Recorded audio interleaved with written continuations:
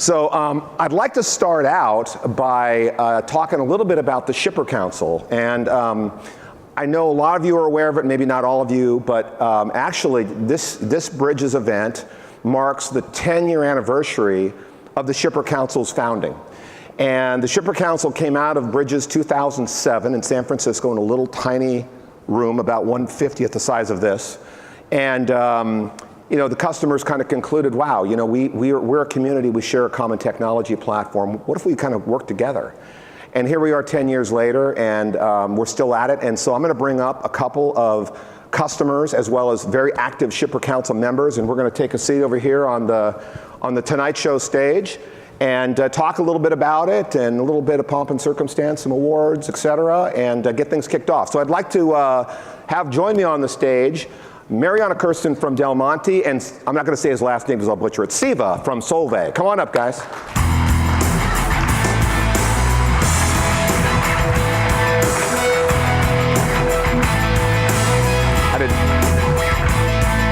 I wasn't going to try.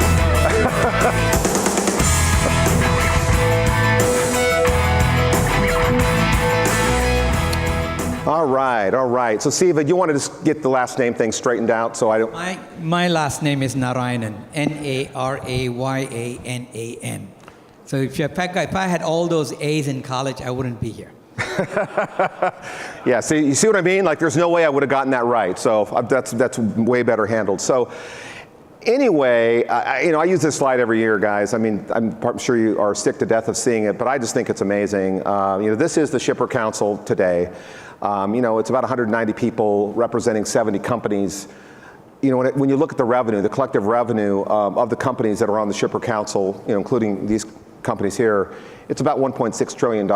And the math changes a lot, but it's probably somewhere in the neighborhood of 6 or 7, 8 million TEUs of shipping volume in containerized freight and similar big numbers in air freight. So, but the thing is, we all share one platform, GT Nexus. And that epiphany that happened a decade ago, where you are all fighting your own battles with your providers. And what about talking as a collective, because it's one platform, and if the providers and partners could focus on information stewardship, you don't only benefit, but so do you and all of you. So, I mean, Mariana, you've been active for a lot of years. I mean, Mariana, just so you know, guys, was our first customer way back in 2002 at HP, and now she's moved from shipping computers to cans of food. But maybe you could talk a little bit about why you got involved in some of your experiences. I think becoming a member of the Shipper Council was sort of a no-brainer, because it really follows a common narrative, and why we really got engaged with GT Nexus at the outset. It was about having a common platform and a common means to communicate with our carriers at the time, and really looking to make it simplify and easier to do our job. And I think being on the Shipper Council allows you to really leverage issues, best practices from your colleagues from different sectors, where you really will find you may have different complexity and different challenges. There's still commonality in things that you need: data quality and efficiency. And being on the Shipper Council really helps to be able to drive those objectives that are common to all of us. Siva, I mean, you're not new to this either. I mean, what's your thoughts? No, I'm not new to this, but again, being in the Shippers Council, basically, I'll steal some words from Kurt, which we talked about it on Monday. It's about the power of the network, right? So it's the power of the network, and the Shippers Council is a highly powerful network of shippers and consignees. And in the end of the day, it's all about, in transportation, it's all about from a shipper to a consignee. And so not only it's a big network, but also we have the empowerment to make things happen. And the Collective Shippers Council, I think over the last 10 years, which I've been participating in, has made things happen. We have shaped industry. We have collaborated and given our input to the FMC and to SOLAS and VGM. We have kind of guided GT Nexus to tell them what we want in the tool. We have stood by, big and small, regardless of what size the shipper is, and defended each other's turf and what their wishes are. So the Shippers Council on its own may not be a union, but it's definitely is a union of like-minded people who want to see change in the industry. Right. It always amazes me because I get to in the catbird seat and watch you guys talk, and oftentimes, you see a lot of industry associations and councils that they're all in the same industry. And the Shipper Council, you've got retailers, fashion companies, chemical companies, food companies, high-tech companies. And what's amazing is, yes, you have different commodities or products that you're moving, but there's a big commonality as well. And oftentimes, you're learning from a retailer, or a retailer's learning from you. I mean, Mariana, could you talk a little bit about that and just what you've learned from companies that aren't like Del Monte necessarily? Well, I think, just from a general standpoint, when you're on the calls and you hear different things they're focusing on, and I don't necessarily want to call out any specific companies, but, like a major apparel company in San Francisco, and they're looking at really innovative things in terms of tracking and visibility to their shipments and work that they're doing on that, it's really impressive. And, I think those are things that you can really, think about how might that at some point apply and be a benefit for our company. And also, just in sessions today, and it's sort of facilitated by being on the Shipper Council because you get a familiarity and get to know folks, and talking about things like integration and doing freight audit pay as an example, and integrating into ERPs. And somebody hears what you're talking about, another member of the Shipper Council, and says, hey, we did that, and here's some things we figured out, and maybe we might be able to help you. Or, while I've been on the Shipper Council, having companies reach out to me and go, could we talk to you guys and just get some of your experience? That's a great tool to have at your disposal, and folks really need to take advantage of it. Right. And the slide you're seeing here, we organized a meeting back in November in Oakland, and that's the companies there in the group around the table. And what was just amazing was that many of those individuals would fire up GT Nexus, and if it was P&G showing something, it's the same app that everybody else is using, right? So that commonality of the technology and best practice sharing kind of coming together in a very real, practical operational way is very unique. It's not just talking about big fluffy things, right? Absolutely. I mean, and we really do get down into the details. And, during that, it was 2 days, right? It was 2 days. 2 days. I mean, we covered a lot of ground in respect to talking about covering topics of risk, best practices, a fair amount of time, because one can't get enough time with Keith, data quality. But if you think about where that has evolved over the last 10 or 12 years, it's amazing in terms of it helps bring everybody up, because now carriers and NVOs are working to one standard. And I think it's a lot easier to hit a higher degree of accuracy and completeness if you're not working to a myriad of customized standards. And now you can look at, data quality that's in the 90 percentile plus, and that's huge. That's a dramatic improvement. And I think it also makes it easier for our partners. But we also, use the opportunity to talk about best practices and to combine some local things. And I think, taking advantage of being in Oakland and having the port director from the Port of Oakland come over and share a lot about what they're doing, both from a technology and process standpoint at the port. So again, we're able to really leverage a lot by coming together. Right. Yeah, that picture on the bottom there, we didn't just take a picture off the internet. We went to the Port of Oakland and hovered below those giant cranes, and it was really remarkable experience. So I'm the marketing VP. Why the heck am I in charge of the Shipper Council, you say? Probably because you can yell at me or not, I don't really care. But really, a big part of the strategy that we have in engaging with the partners is kind of carrot versus the stick.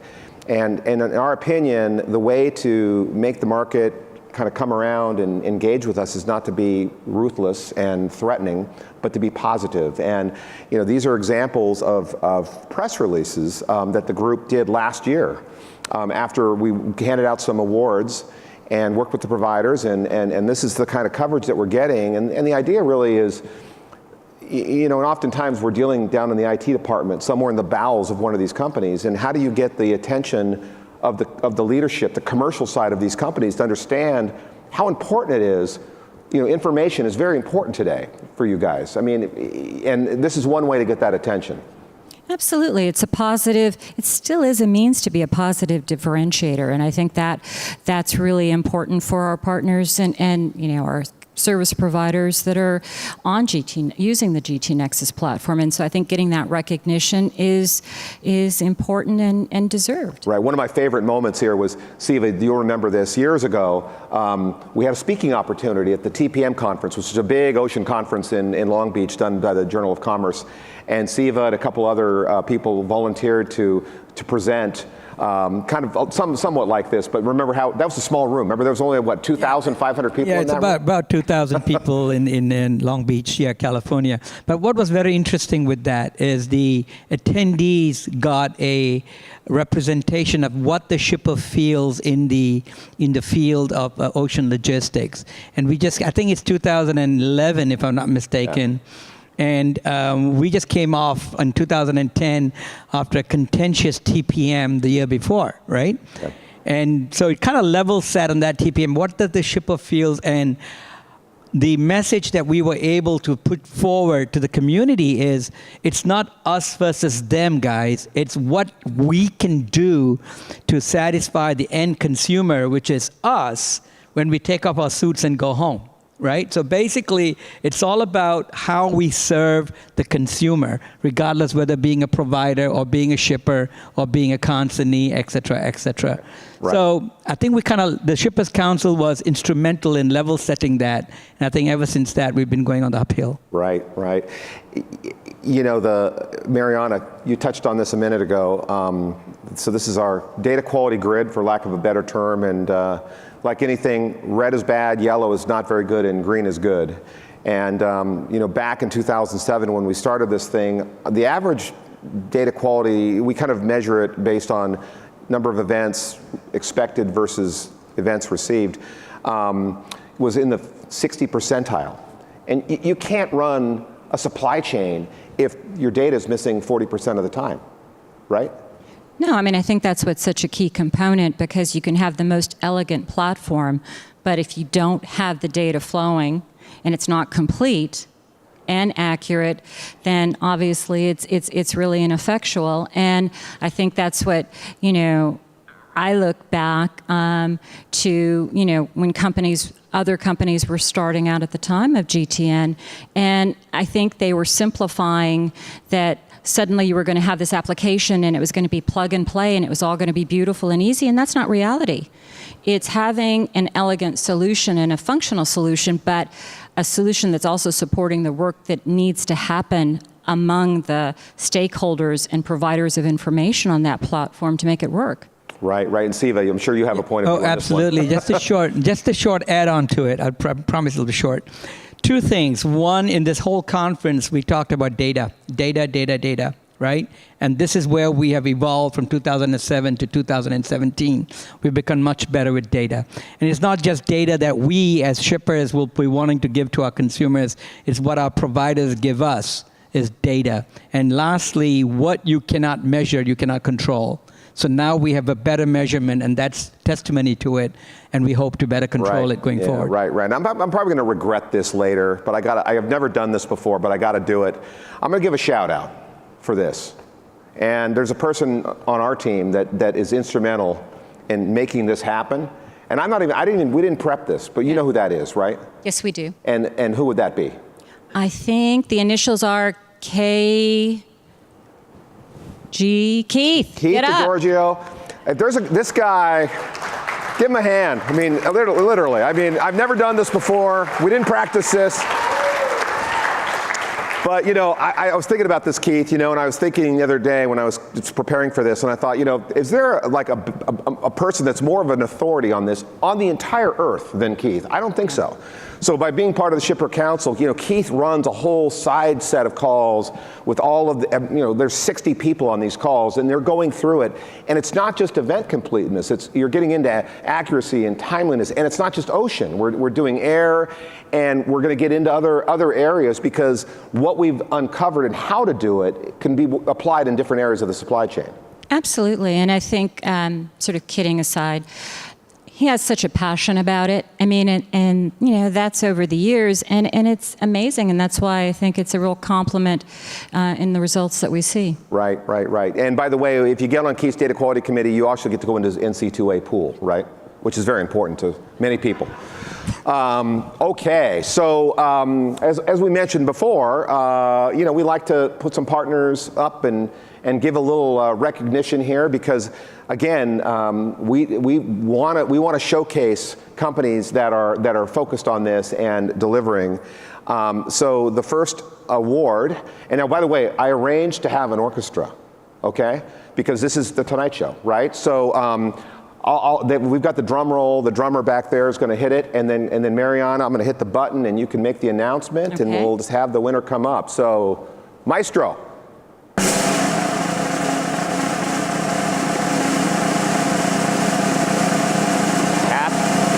Hapag-Lloyd. So,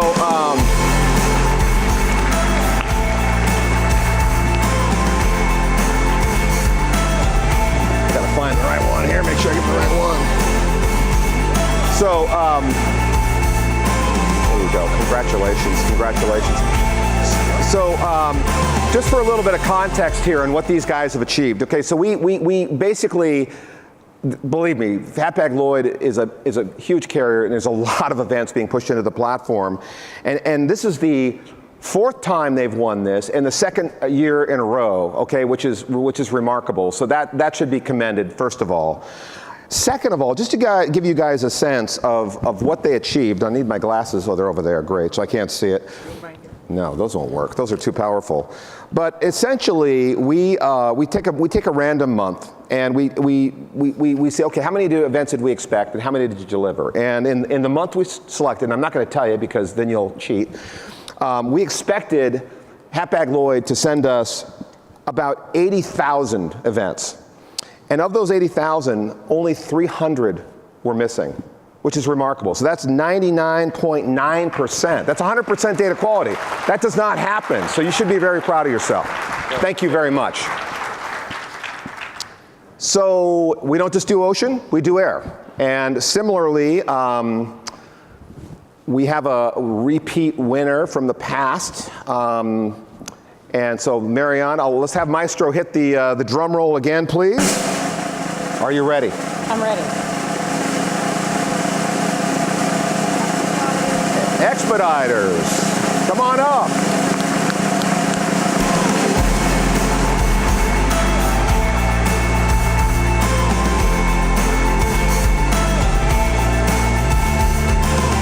Congratulations. Thank you so much.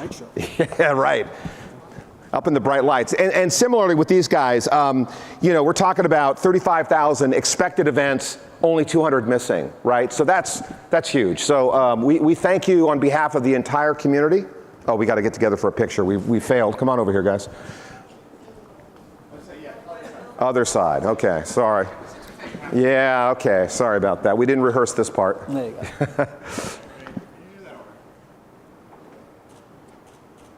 All right, thank you so much. Thank you very much. All right, we're not quite done yet, but we're getting there. So, the next thing,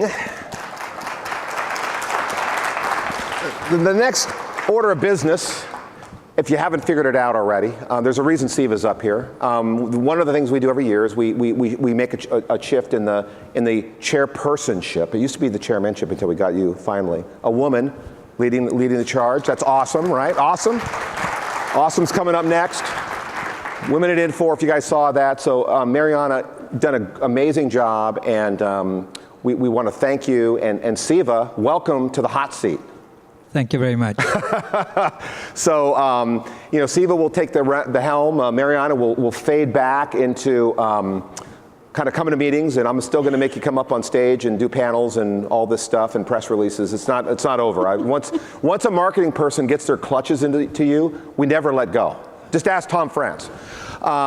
So Siva, one of the things that we like to always talk about, we have what I call the data quality baseline agenda that Keith is running, the best practice sharing, but oftentimes we try to come up with a theme. And when you and I first started talking about this, we had an idea. And I think we came up with this as a concept that the group, the community, could get behind and begin to make some noise. And as a chemical company, you've got a lot of point of view. So maybe you could just share with the audience some thinking and some ideas around this topic and where we might be able to go this year. Sure, absolutely. Again, dovetailing back to the power of the network and the community. In the end of the day, regardless of what you make or what you produce, you're going to satisfy the end customer or the consumer.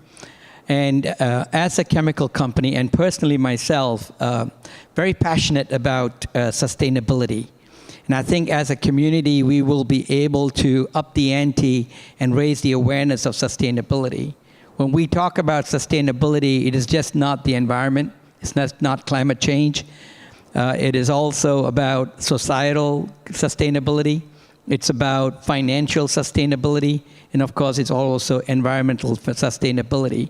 So as a community, the shippers community, it is my aim to try and draw some focus towards this and to see, as shippers, how can we better sustainability in the supply chain, all the way from the origin, from the warehousing or the plants, and to the delivery into the DCs and to the customers.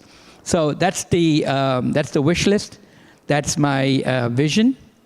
Last but not least, just like to let you guys know on sustainability that the Larsen Sea iceberg just broke loose, and 1 trillion tons of ice is now floating from Antarctica. Wow. So that is where I think we can contribute towards making the world more sustainable.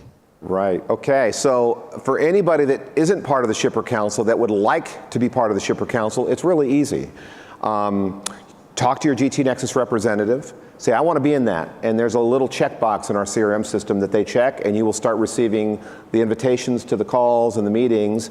We're looking for new blood, fresh ideas, and we're looking forward to a great year. And Mariana, thank you again. You've just done a great job. I know you were worried about it. Whenever I recruit a new chair, the first word out of their mouth, there's no way I can do that. I've got a day job, but it's not too bad, right? No, thank you. And he does all the heavy lifting, so it's really quite easy. And you just get to mouth off and say what you want and make demands. So it was actually quite fun.